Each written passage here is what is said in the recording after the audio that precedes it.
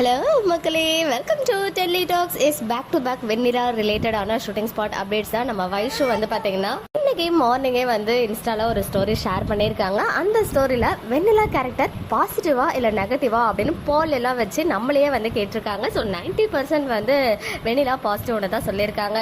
எனக்குமே அதுதான் தோணுது, 98% வெண்ணிலா பாசிட்டிவா டர்ன் ஆகிடுவாங்க அப்படின்னு சொல்லி. ஸோ அதெல்லாம் ஒரு சைடு இருக்கு. இன்னொரு சைடு வந்து நம்ம வெண்ணிலாவுடைய மாமாவுக்கு நேற்று ஷூட் இருந்துச்சு போல, அதுவும் லேட் நைட் ஷூட் பண்ணியிருக்காங்க மாமா அண்ட் வெண்ணிலா வச்சு. ஸோ வெண்ணிலா காஸ்டியூம் பார்க்கும்போதே தெரியுது அவங்க வந்து நார்மல் ஆக்கிட்டாங்க போல. ஸோ வெண்ணிலா மாமா பக்கத்தில் நம்ம வெண்ணிலாவும் இருக்காங்க.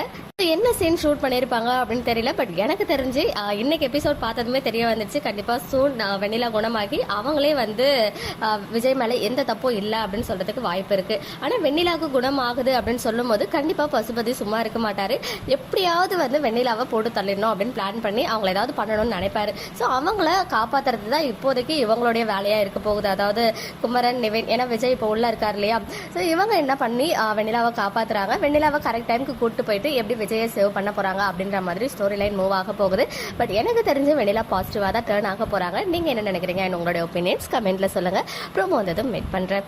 ஓகே மக்களே, நெக்ஸ்ட் வீடியோல மீட் பண்றேன். எக்ஸ்க்ளூசிவ் அப்டேட்ஸ்க்கு மறக்காம நம்ம யூடியூப் சேனலை சப்ஸ்கிரைப் பண்ணிக்கோங்க.